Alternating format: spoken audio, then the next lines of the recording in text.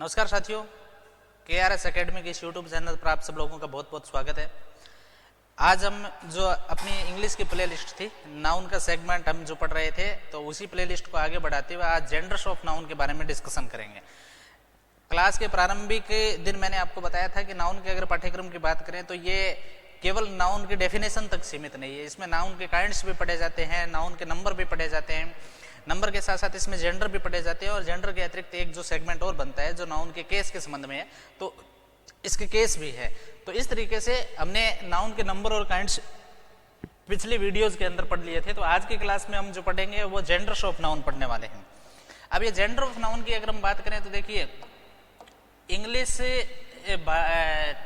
भाषा के अंदर जेंडर ऑफ नाउन 4 होते हैं, 4 प्रकार के होते हैं, जबकि हिंदी और संस्कृत में इनकी जो संख्या है वो क्रमशः 2 और 3 होती है। आपने संस्कृत में नपुंसकलिंग पढ़ा होगा जो हिंदी में नहीं होता है, और अंग्रेजी के अंदर नपुंसकलिंग से बढ़ के भी एक कॉमन जेंडर नाम का और जेंडर होता है। तो उसको अगर हम देखें तो देखिए इनका क्लासिफिकेशन इस तरीके से है। पहला जो जेंडर है उसको मैस्कुलाइन जेंडर बोला जाता है। अब मैस्कुलाइन जेंडर की बात करें तो इसको पुलिंग कहा जाता है। वैसे बेसिकली यही होता है कि जो पुरुष जाति का बोध करवाते हैं उसे पुलिंग कहते हैं, बट अंग्रेजी के अंदर इसकी अप्रोचेज जो है वो थोड़ी सी इससे हटकर है। कई मामलों में जब हम आगे पढ़ेंगे तो वहां पता चलेगा कि जरूरी नहीं है कि वो जो पुरुष हो उसी को हम पुलिंग कहें। अंग्रेजी में क्योंकि ये भाषा के शब्दों का खेल है, तो कई ऐसे शब्द हैं जहां आपको सुनकर भी अचंभा होगा कि ये भी मैस्कुलाइन की बजाय फेमिनाइन या अदर जेंडर में बन सकते हैं क्या। वो बिल्कुल बनेंगे और उनका कॉन्सेप्ट भी है, लॉजिक भी है। दूसरा जो जेंडर है वो है फेमिनाइन जेंडर, और ये फेमिनाइन जेंडर है ये अपना हिंदी का स्त्रीलिंग के नाम से जाना जाता है। तीसरा जो जेंडर है वो है न्यूट्रल जेंडर, और न्यूट्रल जेंडर की अगर हम बात करें तो न्यूट्रल जेंडर का मतलब होता है नपुंसकलिंग, जो अपने संस्कृत लैंग्वेज में होता है, हिंदी के अंदर इसका अभाव होता है, हिंदी के अंदर ये नहीं होता है। और लास्ट जो जेंडर है वो कॉमन जेंडर होता है। ये क्या होता है कि जो व्यवसाय के नाम है या जो संबोधन होता है, जैसे फ्रेंड की बात कर दी, जैसे डॉक्टर की बात कर दी, टीचर की बात करती, तो वहां ये जेंडर काम करता है, कॉमन जेंडर, सामान्य कह सकते हैं। तो इस तरीके से अंग्रेजी भाषा की अगर हम बात करें तो टोटल नंबर्स ऑफ जेंडर की बात करें तो ये 4 होते हैं। ए मैस्कुलाइन, बी फेमिनाइन, सी न्यूट्रल जेंडर और डी जो है वो अपना कॉमन जेंडर होता है। अब सबसे पहले हम पढ़ने वाले हैं मैस्कुलाइन जेंडर। सबसे पहले डिस्कशन करेंगे मैस्कुलाइन जेंडर, जिसको हम पुलिंग के नाम से जानते हैं।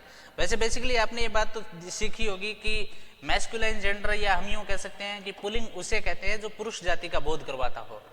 तो ए नंबर लगा के आप लिखना शुरू करें मैस्कुलाइन जेंडर।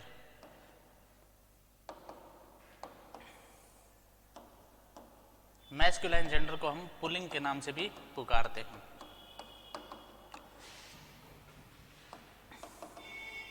लिखिए, सामान्यतया जो नाउन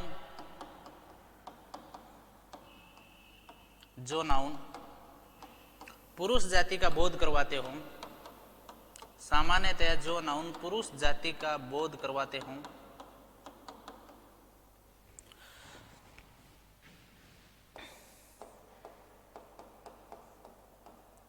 उसे मैस्कुलाइन जेंडर कहा जाता है।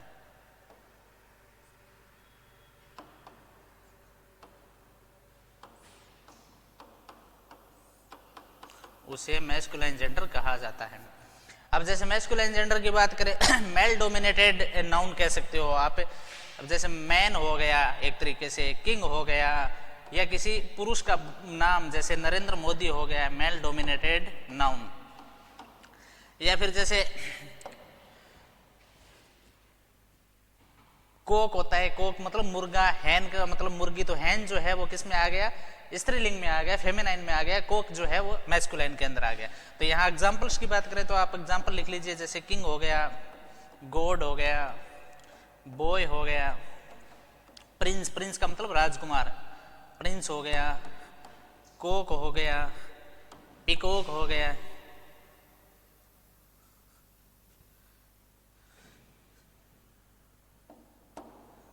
इसी तरीके से सुनील हो गया, राहुल हो गया। ये जो वर्ड्स जो हैं ये किस में आते हैं, मैस्कुलाइन जेंडर्स में आते हैं। अब ये मैस्कुलाइन जेंडर्स में, ये तो जनरल सी बात थी जो हमने हिंदी में भी सीखी है और संस्कृत में भी हम पढ़े हैं, और बेसिकली अपने अंग्रेजी के अंदर जो वर्ड्स लिखेंगे तो भी बात समझ में आ जाएगी कि ये पुल्लिंग है या स्त्रीलिंग है। लेकिन इसका एक अतिरिक्त कॉन्सेप्ट ये है, और अतिरिक्त कॉन्सेप्ट जो है उसके लिए अब देखिए मैं यहाँ एक शब्द लेता हूँ, जैसे वाइन। अब वाइन का मतलब होता है शराब। जनरली हिंदी की अगर हम बात करें तो ये स्त्रीलिंग होगा, लेकिन अंग्रेजी की बात करें तो ये अंग्रेजी के अंदर किस में आएगा? मैस्कुलाइन में आएगा। अब ये चीज अपने को सीखने की जरूरत है, क्योंकि एक्सेप्शन ये है, अपवाद ये है, और क्वेश्चन जो है वो यहीं से पुटअप होते हैं। अपवाद से ही क्या है? क्वेश्चन पुटअप होते हैं। तो इसमें ऐसा क्यों है? तो देखिए ये जो है ये किसका प्रतीक है? ये हम ये कह सकते हैं कि उग्रता का प्रतीक है। अब शराब पीने से आदमी जो है वो थोड़ा सा एग्रेसिव हो जाता है।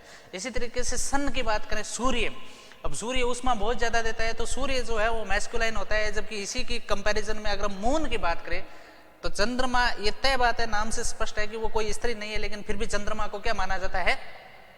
फेमिनाइन माना जाता है। जबकि सूर्य, सन को क्या माना जाता है? मैस्कुलाइन माना जाता है। तो यार नोट डाल के आप इस चीज को लिखें ठीक तरीके से, और फिर कई सारे हम एग्जाम्पल्स भी करेंगे जिससे ये बात गहराई से अपने समझ में आ जाएगी।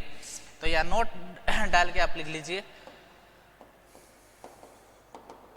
लिखिए कि जो शब्द, या शब्द की जगह यहां आप नाउन भी लिख सकते हो, जो नाउन उग्रता को प्रदर्शित करता हो, उग्रता को प्रदर्शित करता हो, उसे भी, यहां इस भी पर जोर देना, उसे भी मैस्कुलाइन जेंडर कहा जाता है।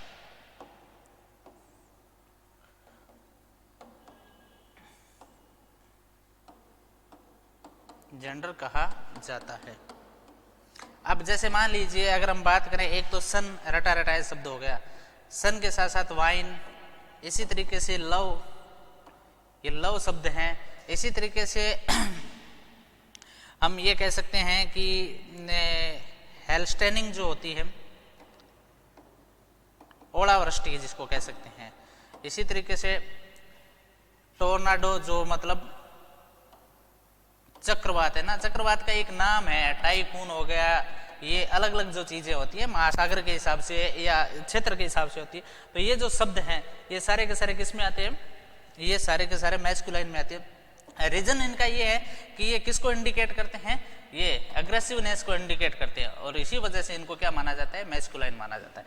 अब देखिए इसके कंपैरिजन में अगर हम बात करें इंडिया शब्द की, अब इंडिया शब्द है, इंडिया शब्द जो है वो क्या हो जाएगा?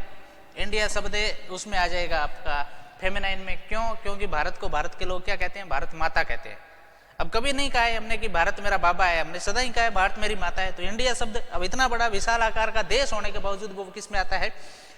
फेमिनाइन जेंडर के अंदर आता है। अब शिप, SHIP, शिप जो है, शिप मतलब पानी का जहाज की मैं बात कर रहा हूँ, उसकी स्पीड बहुत स्लो होती है, और उसकी तुलना में ये अपने जो सुपरसोनिक विमान होते हैं, मतलब लड़ाकू विमान जो होते हैं, एयरक्राफ्ट जिसको बोला जाता है। अब एयरक्राफ्ट जो है आवाज भी बहुत भारी करते हैं और स्पीड भी बहुत हैवी होती है उनकी, तो इस वजह से वो एयरक्राफ्ट को क्या माना जाता है? मैस्कुलाइन माना जाता है। जबकि पानी का जहाज इतना बड़ा आकार होता है, इतना सामान्य होता है, लेकिन गति उसकी बहुत स्लो है, और गति स्लो होने की वजह से उसको क्या माना जाता है? फेमिनाइन जेंडर माना जाता है। तो अपना ये मैस्कुलाइन जेंडर्स का ये एग्जाम्पल्स था जो शायद आपने लिख लिया होगा। अब हम अगले जेंडर्स की बात करते हैं, और वो है अपना फेमिनाइन जेंडर।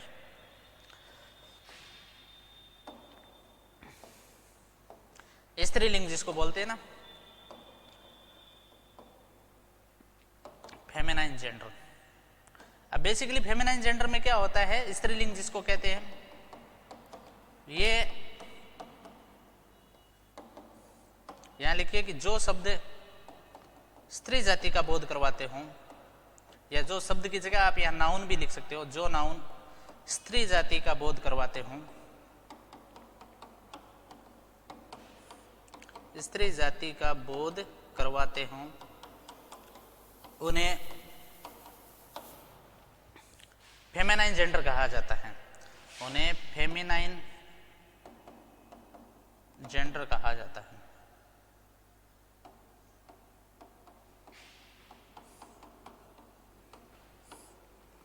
अब फेमिनाइन जेंडर की बात करें तो जैसे मान लीजिए कविता वर्ड हो गया, सुनीता शब्द हो गया, सोनिया हो गया, प्रिंसेस हो गया, एक्ट्रेस हो गया, गोडेस हो गया, देवी जिसको बोलते हैं ना, पोएटस हो गया, पोएटस का मतलब कवियत्री, पीहैन हो गया, पीहैन का मतलब मोरनी,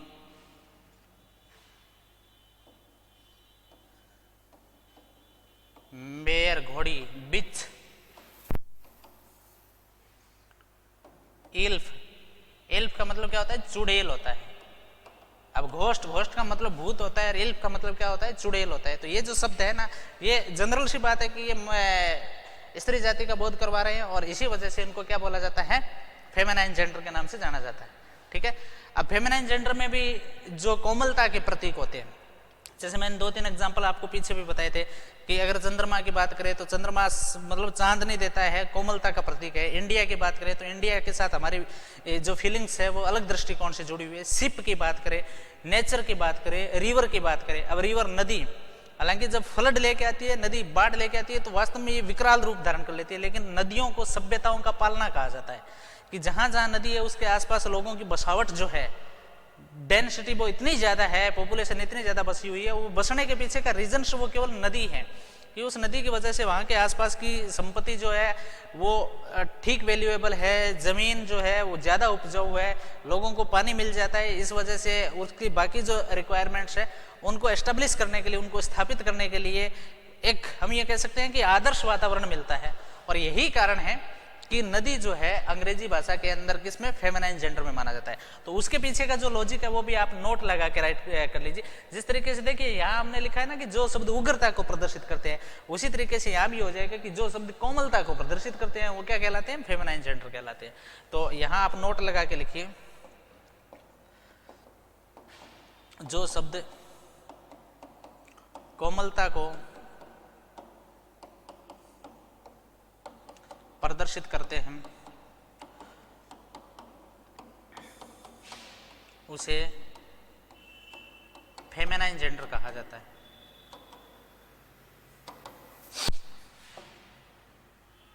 फेमिनाइन जेंडर कहा जाता है। अब यहां देखिए मून शब्द हो गया, रिवर वर्ड हो गया, नेचर, नेचर का मतलब क्या होता है, प्रकृति। इसी तरीके से अगर हम बात करें शिप, अगर हम बात करें ड्रिजलिंग, ड्रिजलिंग का मतलब क्या हो गया, बूंदाबांदी। तो ये जो शब्द हैं ये सारे के सारे क्या हैं, फेमिनाइन जेंडर होते हैं। रीजंस क्या है, अब देखिए हो सकता है कि पानी का जहाज जा रहा है या पानी की जहाज जा रही है, उससे कोई फर्क नहीं पड़ता, लेकिन इसकी जो स्पीड है वो बहुत ज़्यादा स्लो होती है। इसके आकार की तुलना में जो अपने फाइटर प्लेन, जैसे आप राफेल की बात करें, तेजस की बात करें, F-16 की बात करें, मिग की बात करें, जगुआर की बात करें, सुखोई हो गया, मिराज हो गया, या फिर आज के दिन जो इजराइल में वहाँ जो अटैक्स जो हो रहे हैं तो वहाँ भी आप एग्जाम्पल्स ले सकते हैं।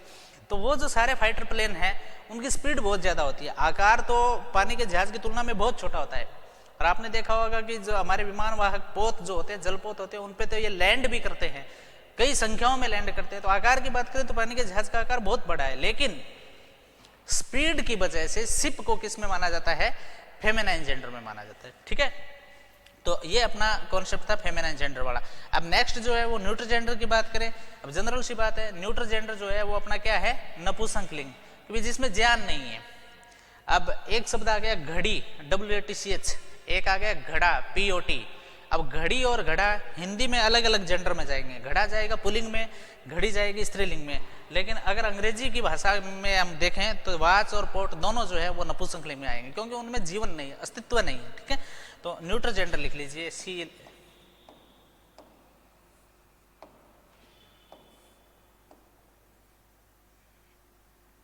नपुंसकलिंग।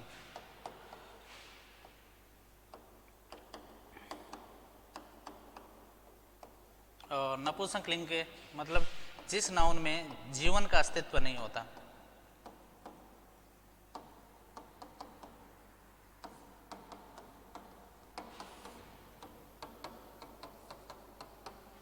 नहीं होता उसे न्यूट्र जेंडर कहा जाता है। न्यूट्रल जेंडर कहा जाता है। इट शब्द लगता है इसके लिए, सी और ही नहीं लगता, कहा जाता है। जैसे पेन हो गया, बुक हो गई, फैन हो गया,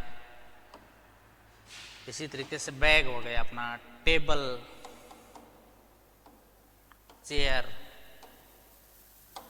ये जो सारे वर्ड्स होते हैं, ये जैसे मान लीजिए स्कूल की बात करें, हॉस्पिटल की बात करें, ये जो सारे वर्ड्स जो होते हैं ना, ये क्या होते हैं? नपुंसकलिंग होते हैं। भाई सीधी सी बात है, इनमें जीवन नहीं है, और जीवन ना होने की वजह से इनको क्या माना जाता है? नपुंसकलिंग माना जाता है। और अंतिम और लास्ट जो है वो अपना कॉमन जेंडर।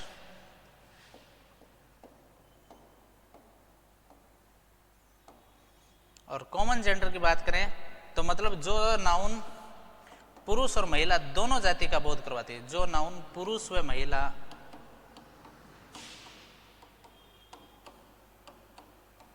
दोनों का बोध करवाती हो,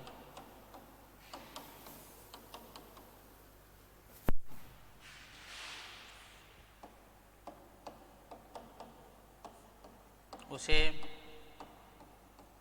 कॉमन जेंडर कहा जाता है।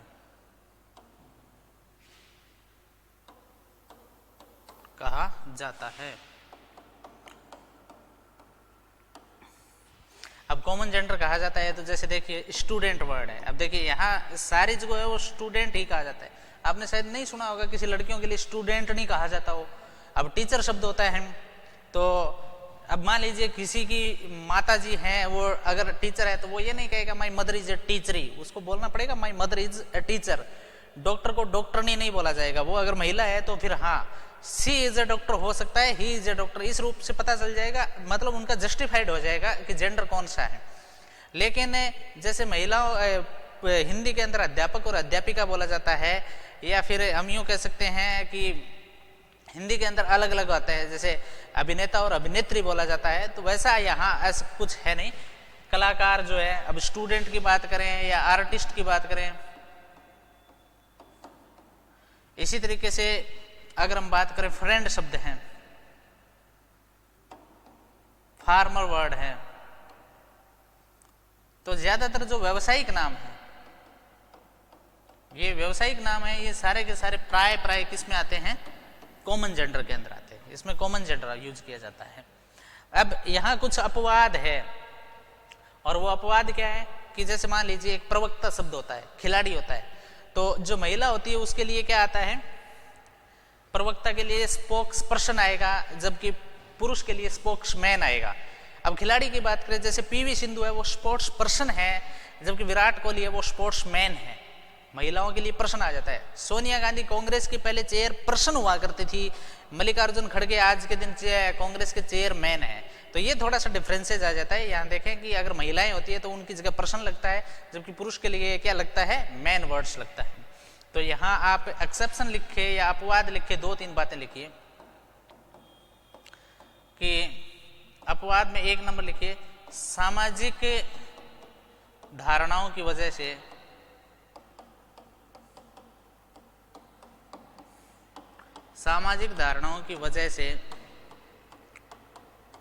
कुछ शब्द हमेशा ही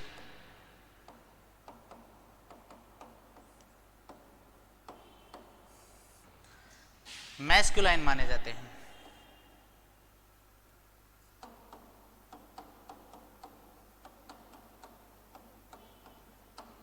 अब जैसे एक तो सोल्जर वर्ड हो गया। देखिए बहुत ज्यादा महिलाएं वह सैनिक के तौर पर काम करती है, ये परंपराओं से करती आ रही है, हमारे पीछे भी करती थी। आप जब हिस्ट्री पढ़ोगे तो वहां कई सारे ऐसे एग्जाम्पल्स मिल जाएंगे कि महिलाओं ने भी अस्त्र उठाए थे और युद्ध में लड़ी थी। झांसी की रानी लक्ष्मीबाई की बात करें, कर्णावती की बात करें, या फिर और भी कई सारे ऐसे एग्जाम्पल्स हैं। और विदेशों में बहुत सारी महिलाएं काम करती है। खुद भारत में भी सेना के अंदर, चाहे वो सशस्त्र सेनाओं की बात करूं या पैरामिलिट्री फोर्सेज, हर जगह महिलाएं काम करती है। लेकिन फिर भी सोल्जर शब्द की अगर बात आ गई तो सोल्जर को हमेशा ही क्या माना जाता है? मैस्कुलाइन माना जाता है। एक होता है शू मेकर, जूते बनाने वाले, शू मेकर। एक होता है बिजनेसमैन। अब ये सामाजिक धारणाओं की वजह से ऐसा माना जाता है। ऐसा नहीं है कि बिजनेसमैन महिलाएं बिजनेस नहीं करती, बहुत ज्यादा महिलाएं बड़े बड़े बिजनेस करती है। तो ये सामाजिक धारणाओं की वजह से कुछ नाउन हमेशा ही किस में माने जाते हैं, मैस्कुलाइन में माने जाते हैं। और इसके साथ दूसरा अपवाद लिख लीजिए कि कुछ नाउन ऐसे होते हैं जिन्हें फेमिनाइन बनाने के लिए, कुछ नाउन ऐसे होते हैं जिन्हें फेमिनाइन बनाने के लिए अंत में मैन की बजाय, उनके अंत में क्या है, मैन न जोड़ के, फेमिनाइन बनाने के लिए अंत में मैन की बजाय पर्सन जोड़ा जाता है, पर्सन जोड़ा जाता है।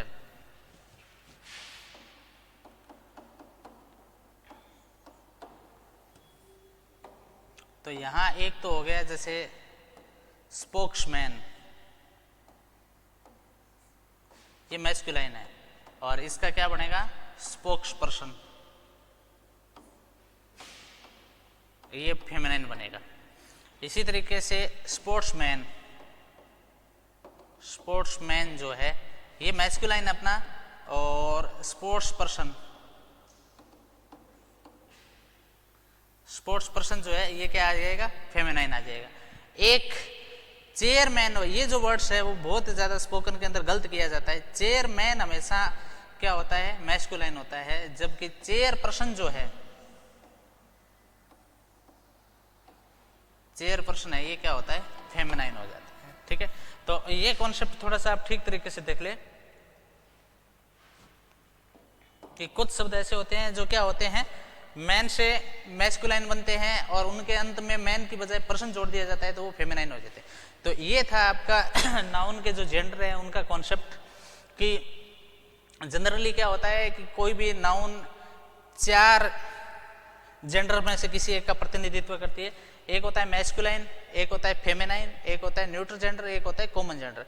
कॉमन और न्यूट्रल जेंडर का पाठ्यक्रम थोड़ा सा छोटा है। फेमिनाइन और मैस्कुलाइन के अंदर एक कॉन्सेप्ट बेस पर अपने को काम करना पड़ता है कि जो कोमलता का प्रतिनिधित्व करते हैं वो फेमिनाइन जेंडर है, और कोमलता के प्रतिनिधित्व के साथ साथ अगर कोई मतलब उग्रता का प्रतिनिधित्व करता है, अग्रेसिवनेस को रिप्रेजेंट करता है, तो वो कौन सा बन जाता है, मैस्कुलाइन। और ऐसे एग्जांपल्स हमने वाइन के तौर पर पढ़ा है, लव के तौर पर पढ़ा है। सूर्य यद्यपि पुरुष है लेकिन चंद्रमा फेमिनाइन के तौर पर माना जाता है। तो ये है अपना जेंडर ऑफ नाउन। अब जेंडर ऑफ नाउन से आगे पढ़े तो लास्ट जो सेगमेंट है नाउन का उसको बोला जाता है केस ऑफ नाउन। तो लास्ट जो पॉइंट्स है वो आप लिख लीजिए, केस ऑफ नाउन। अब देखिए केस ऑफ नाउन का निर्धारण करने के लिए 3 चीजें हैं कि अपने को ये चीज समझनी पड़ेगी कि नाउन के काम क्या होते हैं। ये जो नाउन है ये 2 काम करती है, या तो किसी सब्जेक्ट किसी सेंटेंस में सब्जेक्ट बनने का काम करती है, या फिर किसी सेंटेंस में ऑब्जेक्ट बनने का काम करती है। जब ये सब्जेक्ट के स्थान पर यूज करी जाती है, वर्ब से पहले, वर्ब से मेन वर्ब से पहले जब ये यूज करी जाती है उस जगह ये क्या कहलाती है, सब्जेक्टिव केस कहलाती है। जब ये ऑब्जेक्ट के स्थान पर काम करती है, मतलब मेन वर्ब के बाद में जब मेन वर्ब से हम व्हाट और whom का सवाल पूछते हैं, क्या और किसे का सवाल पूछते हैं, जो उत्तर मिलता है तो वो अपना ऑब्जेक्ट होता है। अगर वहां कोई नाउन है तो फिर वो ऑब्जेक्टिव केस में आती है। और जब एक नाउन किसी दूसरे नाउन पर अधिकार करती है तो उसको क्या बोला जाता है, पजेसिव केस भी बोला जाता है। तो अगर हम बात करें 1 नंबर जो नाउन के केस की, तो 1 नंबर है उसको सब्जेक्टिव या नॉमिनेटिव केस कहा जाता है, सब्जेक्टिव या नॉमिनेटिव।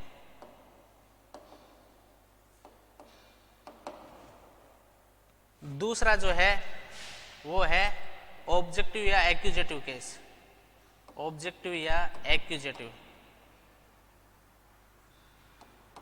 और तीसरा जो है वो है पजेसिव केस।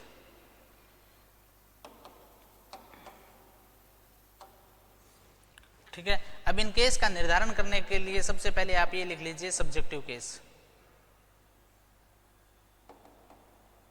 सब्जेक्टिव या नॉमिनेटिव केस।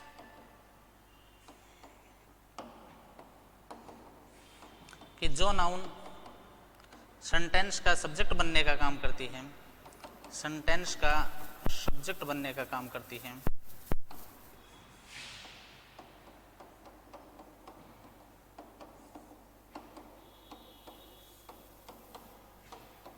उसे सब्जेक्टिव केस कहा जाता है। उसे सब्जेक्टिव केस कहा जाता है।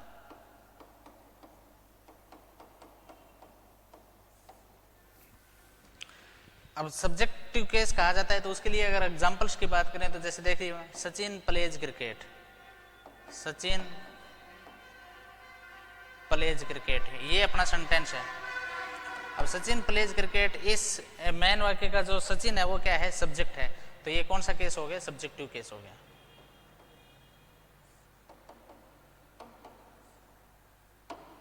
अब नरेंद्र मोदी डिलीवर्स स्पीच, नरेंद्र मोदी भाषण देता है, तो नरेंद्र मोदी भाषण देने का काम कौन कर रहा है, नरेंद्र मोदी, इसलिए अपना जो नरेंद्र मोदी है वो क्या हो गया, सब्जेक्टिव केस हो गया। तो पहला जो अपना केस है वो कौन सा है, सब्जेक्टिव केस है। और सब्जेक्टिव केस के लिए ये है कि जो सब्जेक्ट बनने का काम करता है उसको सब्जेक्टिव केस कहते हैं। दूसरा जो है वो अपना है ऑब्जेक्टिव केस।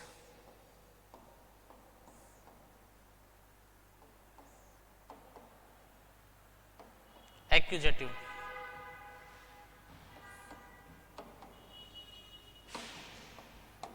तो यहां लिखिए कि जो नाउन सेंटेंस का ऑब्जेक्ट बनने का काम करती है, जो नाउन सेंटेंस का ऑब्जेक्ट बनने का काम करती है,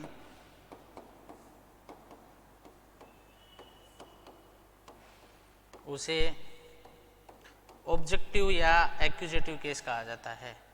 उसे ऑब्जेक्टिव केस कहा जाता है।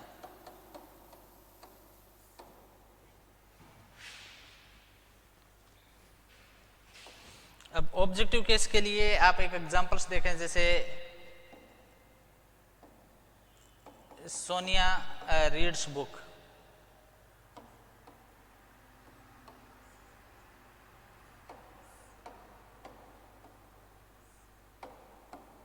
अब सोनिया रीड्स बुक, अपने देखिए मेन वर्ब ये है रीड्स, इस रीड से आप एक व्हाट का सवाल पूछे, क्या क्या पढ़ती है सोनिया, तो अपना जो उत्तर मिलेगा वो क्या हो गया, बुक्स। तो ये हमारे वाक्य का क्या है, डायरेक्ट ऑब्जेक्ट है। हम आगे बात करेंगे डायरेक्ट ऑब्जेक्ट और इनडायरेक्ट ऑब्जेक्ट को लेकर भी। तो डायरेक्ट ऑब्जेक्ट है तो अपने को अभी जो चर्चा चल रही है वो केस को लेकर चल रही है। तो ये नाउन का कौन सा केस हो गया, ये नाउन का हो गया ऑब्जेक्टिव केस, क्योंकि ये क्या बनने का काम कर रही है, ऑब्जेक्ट, ऑब्जेक्टिव केस। ठीक है, तो अभी एक केस और बच गया। वैसे तो दो केस है, एक पजेसिव केस और एक डेटिव केस भी है। तो पजेसिव केस का पाठ्यक्रम थोड़ा सा विस्तृत है। और पजेसिव केस, एक नाउन जब दूसरे नाउन पर अधिकार शो करती है, जैसे राम की पुस्तक, तो राम और पुस्तक दोनों नाउन है। अब राम ने पुस्तक पर क्या किया है, पजेशन किया है, अधिकार किया है, तो इसलिए ये जो चीज है ये अपना पजेसिव केस में आएगा। तो ये इसको ओप की सहायता से बनाया जाएगा या एस की सहायता से बनाया जाएगा, इस बारे में हम चर्चा अगली क्लास में करेंगे। आज के लिए इतना ही। आप सब लोगों का बहुत बहुत धन्यवाद। Thank you.